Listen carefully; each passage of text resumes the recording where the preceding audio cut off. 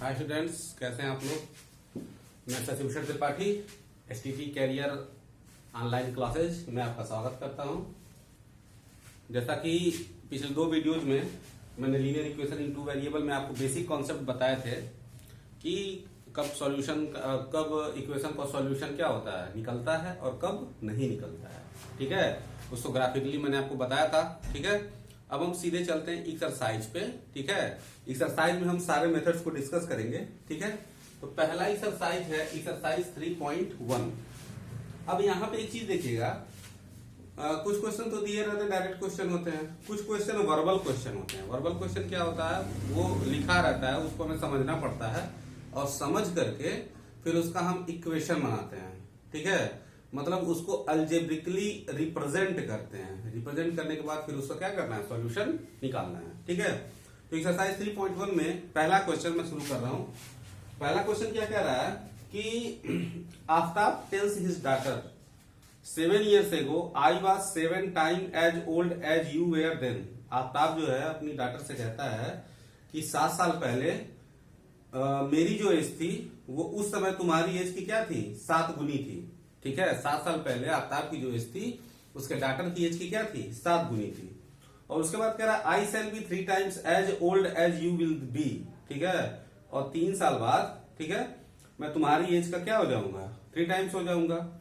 उसके बाद ये है इज नॉट दिस इंटरेस्टिंग। क्या इंटरेस्टिंग नहीं है, बहुत इंटरेस्टिंग है। 7 साल पहले 7 गुना था उसका एज और 3 साल बाद 3 गुना हो जाएगा। ठीक है, represent this situation algebraically and graphically. अब इसको सिचुएशन को अल्जेब्रिकली रिप्रेजेंट करना और ग्राफिकली रिप्रेजेंट करना है। मतलब इसमें मैं सॉल्यूशन नहीं निकालना है, केवल हमको इक्वेशन बनाना है और इक्वेशन बना के क्या करना है, ग्राफ बनाना, ग्राफ जो है इसका खींचना है। तो देखिए, सबसे पहली चीज क्या होती है, जो चीज इसमें दी हुई रहती है उसको वेरिएबल मान करके पहले हम इक्वेशन बनाते हैं। ठीक है, अब क्या करना है, मान लेते हैं हम, अब इसमें आफ्ताब और उसकी डॉटर के एज का एज है। ठीक है, तो मान लेते हैं let Aftab's age is X years and his daughter's age is Y years। ठीक है, आफ्ताब की एज हमने X ईयर मान ली और डॉटर की एज कितनी मान ली, Y ईयर। अब इसमें देखिए फर्स्ट कंडीशन क्या कह रहा है, जो पहला कंडीशन है उसको हम क्या करते हैं, देखते हैं। पहले कंडीशन में कह रहा है कि आफ्ताब अपनी बेटी से कहता है कि 7 साल पहले मेरी जो एज थी उस समय की जो तुम्हारी एज थी उसकी क्या थी, 7 गुनी थी। ठीक है, तो पहले क्या करते हैं हम, देखिए 7 years ago। ठीक है, 7 साल पहले चलते हैं, तो आफ्ताब की एज क्या हो जाएगी, आफ्ताब्स एज ये हो जाएगा X - 7 years। ठीक है, डॉटर की एज क्या हो जाएगी, उसके डॉटर एज, ठीक है, वो हो जाएगा Y - 7। जैसे आज मेरी एज 32 years है, तो 7 साल पहले मेरी एज क्या रही होगी, 32 - 7 25 years। तो वही चीज है कि आफ्ताब की एज, करेंट एज अगर क्या है X है, तो 7 साल पहले उसकी एज कितनी हो जाएगी, X - 7, और डॉटर की एज कितनी होगी, Y - 7। ठीक है, अब अकॉर्डिंग टू क्वेश्चन,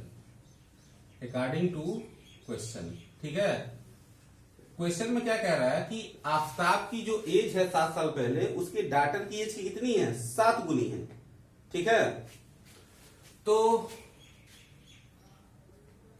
आफ्ताब की एज कितनी है 7 साल पहले, X - 7 है, और डॉटर की एज कितनी है 7 साल पहले, Y - 7 है। अब ये कह रहा है कि आफ्ताब की जो एज है उसकी डॉटर की एज की कितनी गुनी है, 7 गुनी है, 7 times है। मतलब कि हम क्या करेंगे, इसमें 7 से मल्टीप्लाई कर देंगे। ये आफ्ताब की एज है और ये उसके डॉटर की एज है। ध्यान दीजिएगा, ये 7 years पहले आफ्ताब की एज है। ठीक है, और ये क्या है, उसके डॉटर की एज है। ठीक है, डॉटर्स एज। ठीक, अब कह रहा है कि 7 साल पहले जो आफ्ताब की एज है, डॉटर की एज की कितनी है, 7 times है। ठीक है, तो हमने क्या किया, 7 से मल्टीप्लाई कर दिया। अब इसको हम सिंप्लीफाई करते हैं, X - 7 = 7Y, 7 × 7 = 49। ठीक है, तो दिस इंप्लाइज दैट X - 7 और इसको इधर लाइए -7y, -49 इधर आएगा तो क्या हो जाएगा +49 इक्वल टू 0। ठीक है, x -7y और 49 में से 7 जाएगा कितना बचेगा 42 इक्वल टू 0। ये हमारा हो गया इक्वेशन नंबर 1। ये हमने अलजेब्रिकली पहला इक्वेशन बना दिया जो पहला कंडीशन दिया था। इसमें क्वेश्चन को बहुत ध्यान से समझना होता है। क्वेश्चन में जो लैंग्वेज दी रहती है उसे बहुत ध्यान से समझते हैं फिर इक्वेशन बनाते हैं। अब देखिए सेकेंड कंडीशन, दूसरा कंडीशन अब हम देखते हैं। सेकेंड कंडीशन, दूसरा कंडीशन ये है, ठीक है, इसमें ये कह रहा है कि after 3 years from now I shall be 3 times as old as you will be. ठीक है, 3 साल बाद मैं तुम्हारी एज का क्या हो जाऊंगा 3 times हो जाऊंगा, 3 गुना हो जाऊंगा। ठीक है, तो अब 3 साल बाद चलते हैं, आफ्टर 3 years। ठीक है, 3 साल बाद। ठीक है, 3 साल बाद अब हमें चेक करना है। ठीक है, आफ्ताब की एज कितनी हो जाएगी, आफ्ताब से एज ये हो जाएगा आपका x प्लस 3 years। ठीक है, डाटर की एज, डाटर से एज ये हो जाएगा y प्लस 3 years। ठीक है, सो अब क्या कह रहा है कि 3 साल बाद जो आफ्ताब की एज है वो डाटर की एज की कितनी टाइम्स है 3 times। ठीक है, 3 से हमने क्या कर दिया मल्टीप्लाई कर दिया। ठीक है, तो x plus 3 equal to 3y, 3 3 जा 9। ठीक है, तो x अब इसको इधर लेके आइए, प्लस 3y इधर आएगा तो -3y, प्लस 9 को भी इधर लेके आएंगे तो क्या हो जाएगा -9 इक्वल टू 0। ठीक है, तो x -3y और 3 में से 9 जाएगा कितना बचेगा -6 इक्वल टू 0। ठीक है, तो ये हो गया इक्वेशन नंबर 2। ठीक है, तो जो कंडीशन इसमें दिया हुआ था उस कंडीशन के अकॉर्डिंग हमने क्या कर दिया इक्वेशन बना दिया। तो ये हमने इसको अलजेब्रिकली रिप्रेजेंट कर दिया। ठीक है, अब हमारा काम क्या होता है इसको ग्राफिकली क्या करना है रिप्रेजेंट करना है। ठीक है, तो पहले आप इसको नोट कर लीजिए फिर मैं ग्राफिकली आपको बताता हूं। तो इक्वेशन आप लोगों के समझ में आ गया होगा, जो इक्वेशन बनाया आफ्ताब और उसके डॉटर के लिए जो एज का था, तो ये 2 इक्वेशन बने थे। ठीक है, तो इसमें क्या करना है हमको दोनों इक्वेशन का ग्राफ खींचना है, सॉल्यूशन नहीं निकालना है इसमें। अभी जो ये क्वेश्चन दिया हुआ है कि जो कंडीशन दिया है उसको अलजेब्रिकली और ग्राफिकली क्या करना है रिप्रेजेंट करना है। ठीक है, तो अब इसमें देखिए क्या कहते हैं, पहला इक्वेशन ये था, दूसरा ये, तो मैंने कल ग्राफ खींचना आपको बताया था। ठीक है, अब देखिए पहला इक्वेशन लेते हैं x -7y plus 42 equal to 0। तो -7y को इधर लाए, प्लस 7y हुआ, x प्लस 42 हो गया, तो y इक्वल टू क्या हो गया x प्लस 42 डिवाइडेड बाई 7। ठीक है, उसके बाद हम क्या करते हैं x का वैल्यू इसमें पुट करते हैं और उसके करस्पॉन्डिंग y का वैल्यू क्या करते हैं हम निकालते हैं। ठीक है, अब थोड़ा सा एक चीज यहाँ पे आपको ध्यान ये देना पड़ेगा, ध्यान दीजिएगा। देखिए कि अगर जैसे मैंने यहाँ पे -7 रखा है, फिर 0 रखा है, फिर 7 रखा है, आपके मन में बात आई होगी कि कल जब मैं एक्सप्लेन कर रहा था तो वैल्यू 1 2 3 4 ऐसे रख रहा था। ठीक है, तो देखिए वो इक्वेशन ऐसा था, वो मैंने बिल्कुल सिंपल इक्वेशन लिए थे जो बस उस कॉन्सेप्ट को आपको समझाना था। ठीक है, यहाँ पे देखिए x का हम ऐसा वैल्यू लेते हैं, ठीक है, कि y का वैल्यू इंटीजर में आए। फॉर एग्जाम्पल अगर देखिए अगर यहाँ पे मैं x इक्वल टू 1 पुट कर लेता हूँ, x का वैल्यू मैं क्या करता हूँ 1 पुट करता हूँ। ठीक है, तो y का वैल्यू कितना हो जाएगा 1 प्लस 42 डिवाइडेड बाई 7, तो 43/7। चलिए ठीक है, मैंने x का वैल्यू 1 लिखा तो y का वैल्यू 43/7 आ गया। ठीक है, तो अब एक चीज आप बताइए, ठीक है, कि 43/7 को आप y एक्सिस पर कैसे प्लॉट करेंगे, वो तो फ्रैक्शन में आ जाएगा ना, या उसको आप डेसिमल में कन्वर्ट करेंगे, तो उसको ग्राफ पे प्लॉट करना क्या होता है थोड़ा सा मुश्किल काम होता है। ठीक है, तो ये कॉमन सेंस की बात होती है कि हम क्या करते हैं ऐसा वैल्यू लेते हैं, ठीक है, कि y का वैल्यू इंटीजर में आए। ठीक है, तो इसीलिए मैंने 1 नहीं लिया है। ठीक है, अब देखिए तो पहले मैंने क्या लिया -7 लिया है, माइनस से चलते हुए प्लस की तरफ जाते हैं, या जो भी जिसपे y का वैल्यू इंटीजर है वो वैल्यू लेते हैं। देखिए अगर -7 में रखूंगा, यहाँ पे -7 में पुट करता हूं तो -7 प्लस 42 डिवाइड बाई 7, तो ये हो गया 35/7, तो कितना हो गया 5। तो -7 के ऊपर वैल्यू कितनी आई 5, -7 के बाद फिर 0 पे आई है, 0 रखिए, ठीक है। तो 0 रखेंगे तो 42 में 0 ऐड होगा तो क्या होगा 42 होगा, 42 डिवाइडेड बाई 6 तो 7 6 जा 42। फिर हमने 7 पुट किया, ठीक है, तो 7 प्लस 42 डिवाइडेड बाई 7 तो कितना हो जाएगा 49/7 तो कितना होगा 7, ठीक है। तो देखिए इसमें 3 पॉइंट बहुत काफी होते हैं किसी ग्राफ को खींचने के लिए, ठीक है। तो ये 3 पॉइंट हमको क्या हो गया मिल गया, ठीक। तो ये पहले इक्वेशन से हो गया। अब हम बात करते हैं दूसरे इक्वेशन की फ्रॉम 2। दूसरा इक्वेशन क्या है, x माइनस 3 और माइनस 6 इक्वल टू 0, -3y को मैं इधर ले आया हूं तो +3y हुआ है, तो y इक्वल टू क्या हो गया x minus 6 divided by 3, y equal to x minus 6 divided by 3। अब इसमें भी वैसे ही वैल्यू पुट करते हैं, तो इसमें तो थोड़ा सिंपल है, देखो 0 रखो तो 0 माइनस 6 तो -6 हुआ, तो -6 को 3 से डिवाइड करेंगे तो 3 2 जा कितना हो जाएगा 6, फिर 3 पुट करेंगे, ठीक है। यहाँ पे हम क्या करते हैं, यस की जगह 3 पुट करेंगे तो 3 माइनस 6 डिवाइडेड बाई 3 तो 3 तो -3/3 कितना हुआ -1 हुआ, तो -1 हो गया। फिर 6 रखे, 6 में से 6 गया 0, 0/3 कितना हो गया 0, ठीक है। तो इस तरीके से हमने क्या किया वैल्यू निकाला, तो 9 पे 1 हुआ, 12 पे 2 हुआ, ठीक है। एक चीज इसमें और थोड़ा ध्यान ये देते हैं, देखिए जैसे -7 के बाद मैंने 0 लिया, 0 के बाद फिर क्या हुआ 7 लिया, ठीक है। तो होता यह है इसमें कि देखिए हमको पहले 2 वैल्यूज लेने में ही दिक्कत होती है, उसके आगे हमें जो है एक ट्रेंड पता चल जाता है कि क्या वैल्यू पुट करेंगे तो y का वैल्यू, x का कौन सा वैल्यू पुट करेंगे कि y का वैल्यू इंटीजर में आएगा, ठीक है।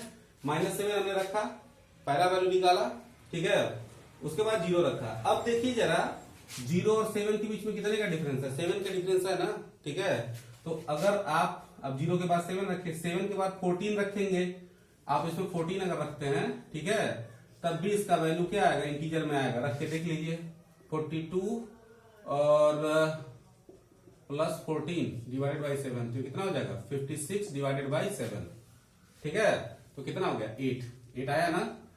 अब इसके बाद इसमें 7 और आप ऐड कर दीजिए, तो 7 और ऐड करेंगे तो कितना हो जाएगा 21, तो 42 और 21 कितना हो जाएगा 63 को 7 से डिवाइड करेंगे तो क्या हो जाएगा 9। इसके पहले 7 और पीछे आ जाइए, -14 रखेंगे तो 42 में से 14 जाएगा 28 तो कितना होगा 4, ठीक है। तो पहले 2 वैल्यू जो मैंने पुट किए थे उससे पता चल गया ना ट्रेंड, इस 7 का डिफरेंस अगर हम रखेंगे तो इस इक्वेशन में क्या होगा y का वैल्यू इंटीजर में आएगा, ठीक। वैसे इसमें देखिए 0 से 3, ठीक है। अब हमको पता चल गया कि 0 से 3 हमने रखा, तो जब y का वैल्यू इंटीजर में मिला तो 3 के बाद 6 रखेंगे तो मिलेगा, 6 के बाद 9 रखेंगे तो मिलेगा, उसके बाद 9 के बाद 12 रखेंगे तो मिलेगा, ठीक है। उसके बाद मैंने क्या किया ग्राफ प्लॉट कर दिया, देखिए तो इसमें केवल मैंने 3 पॉइंट लिया है, -7 पे 5, ठीक है, 0 पे 6 और 7 पे 7, ठीक है। ये मिला दिया इसको, लीनियर इक्वेशन इन 2 वेरिएबल का ग्राफ क्या होता है स्ट्रेट लाइन होता है, तो एक स्ट्रेट लाइन ये मिल गया। दूसरा वाला पॉइंट देखिए 0 पे -2, ठीक है, 3 पे -1, 3 पे क्या हुआ -1 हो गया, 6 पे क्या होगा 0 हो गया, 9 पे क्या हो गया 1 हो गया, ठीक है। जगह नहीं था तो 12 और 2 को मैंने प्लॉट नहीं किया, ठीक है। अब इसको हमने मिला दिया, ये भी स्ट्रेट लाइन हो गया, x minus 3y minus 6 equal to 0। तो जो ये क्वेश्चन दिया था उसका हमने क्या किया इक्वेशन बनाया और इक्वेशन बना करके, ठीक है, ग्राफ खींच दिया। इसमें आपको सॉल्यूशन नहीं निकालना है, ठीक है। तो वीडियो पास करके आप इसको नोट कर लीजिए। तो पहला क्वेश्चन आप लोग को समझ में आ गया होगा। अब हम आते हैं दूसरे क्वेश्चन पे। दूसरा क्वेश्चन क्या रहा है इसमें, the coach of the cricket ball buys 3 balls and 3 bats and 6 balls for ₹3900। मतलब कि क्रिकेट टीम का एक कोच है जो 3 बैट और 6 बॉल को 3900 रुपए में खरीदता है, ठीक है। लेटर सी बाइज, लेडीज कोच है, ठीक है, लेटर सी बाइज अनदर बैट, एक और बैट खरीदती हैं, एंड 3 more balls और 3 और बॉल खरीदती हैं फॉर द सेम काइंड, उसी तरह का फॉर ₹1300, ठीक है, 1300 रुपए में खरीदती हैं, ठीक है। Represent this solution algebraically and geometrically, ठीक है। ज्योमेट्रिकली का मतलब वही हुआ ग्राफिकली, ठीक है। तो देखिए अब इसमें 2 चीजें हैं, क्या है बैट है और क्या है बॉल है। क्रिकेट आप लोग खेलते ही होंगे, बैट बॉल खरीदते होंगे। तो देखो इसमें बैट और बॉल को हम क्या करेंगे कंसीडर करेंगे, वेरिएबल मानेंगे। तो मान लेते हैं cost of one bat x rupees है, और 1 बाल की कॉस्ट क्या है, y रुपीज है। पहले कंडीशन में क्या कह रहा है, पहला कंडीशन इसमें ये कह रहा है आपका कि 3 बैट एंड 6 बाल रुपीज 3900। देखिए 3 बैट प्लस 6 बाल 3900 मैंने लिख दिया। अब एक बैट की कॉस्ट क्या है, हमने x माना है ना, तो 3 बैट का कॉस्ट कितना होगा, 3x होगा। जैसे मान लो मैं कहूं एक बैट की कॉस्ट 100 रुपए है, तो 3 बैट की कॉस्ट कितनी होगी, तो 3 में 100 से मल्टीप्लाई करेंगे 300। तो सिंपल सी बात है, एक बैट की कॉस्ट x रुपीज है तो 3 बैट की 3x हो जाएगी। और उसी तरह से एक बॉल की कॉस्ट हमने y मानी है, तो 6 बॉल की कॉस्ट क्या हो जाएगी, 6y हो जाएगी, इक्वल टू 3900। ठीक है।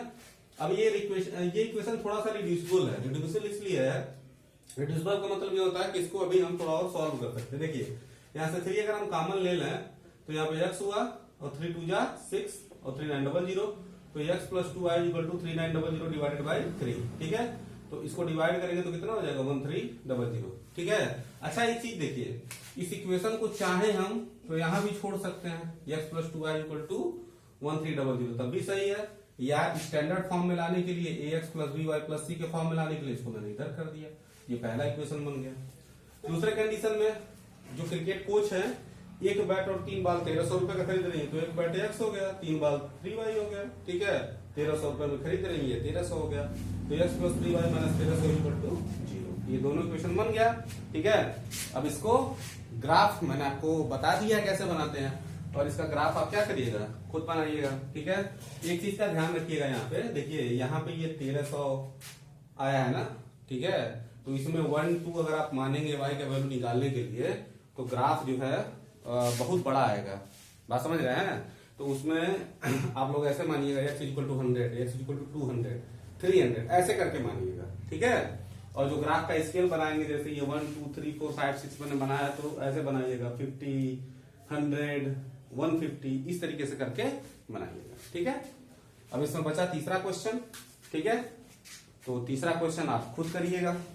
ठीक है, आसान ही है, बहुत आसान क्वेश्चन, इसको आप क्या करेंगे, खुद कर सकते हैं। ठीक है, अब हम आते हैं एक्सरसाइज 3.2 पर। ठीक है, 3.1 क्या था, बस इक्वेशन कैसे बनाया जाता है उसमें ये आपको सिखाया गया, और उसको ग्राफिकली कैसे रिप्रेजेंट करते हैं ये बताया गया। ठीक है, अब एक्सरसाइज 3.2 में हमको सॉल्यूशन क्या करना है, निकालना है। ठीक है, तो पहले क्वेश्चन पे आते हैं। ठीक है, पहले क्वेश्चन का पहला पार्ट है। पहला क्वेश्चन वो क्या है कि form the pair of linear equation in the following problem. जो प्रॉब्लम दिए हुए हैं उसमें आप इक्वेशन बनाइए and find their solution graphically, और उसके सॉल्यूशन को ग्राफिकली फाइंड करिए। ठीक है, तो पहला क्वेश्चन है 10 students of class 10 took part in mathematics quiz. ठीक है, क्लास 10 के 10 बच्चे हैं जो मैथमेटिक्स क्विज में क्या कर सकते हैं, पार्टिसिपेट करते हैं। If the number of girls is 4 more than number of boys. ठीक है, गर्ल्स का जो नंबर है बॉयज के नंबर से 4 ज्यादा है। ठीक है, मतलब 4 लड़कियां ज्यादा बॉयज से हैं।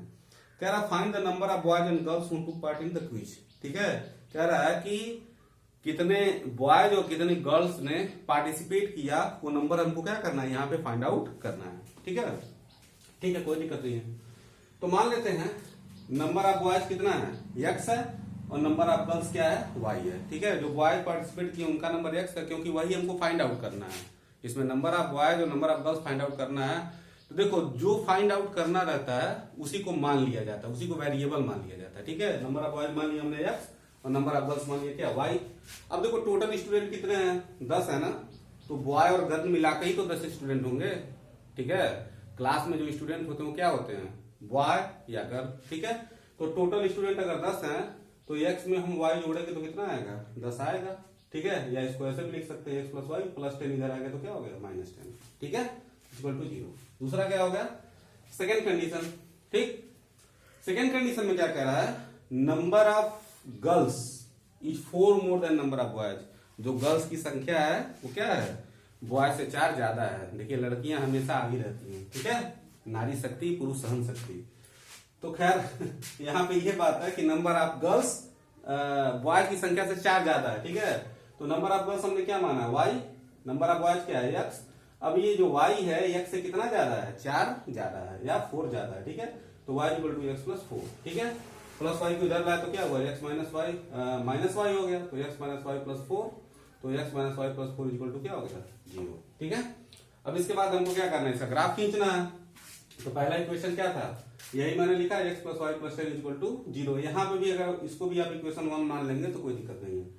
तो x प्लस वाई प्लस 10, तो y इक्वल टू क्या हो जाएगा, प्लस x इधर ले आया तो माइनस x हो गया। ठीक है, अब हमने x का वैल्यू पुट किया है यहाँ पे, उससे करस्पॉन्डिंग y का वैल्यू निकाला। 0 पे 10, 1 रखेंगे तो 10 में से 1 9, 2 रखेंगे तो 8, 3 रखेंगे तो 7, 4 रखेंगे तो 6, 5 रखेंगे तो 5, ठीक है, 6 रखेंगे तो 4, 7 रखेंगे तो 3। ठीक है, दूसरा इक्वेशन देखिए, x minus y plus 4 equal to 0। ठीक है, तो y को इधर लाए तो क्या हो जाएगा, प्लस y, तो y इक्वल टू हो गया x प्लस 4।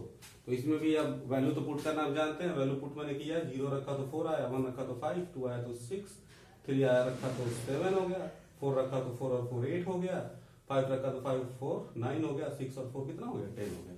अब हमको दोनों का ग्राफ खींचना है। ठीक है, तो ग्राफ मैंने ये बनाया यहाँ पे, थोड़ा जगह कम पड़ रहा था।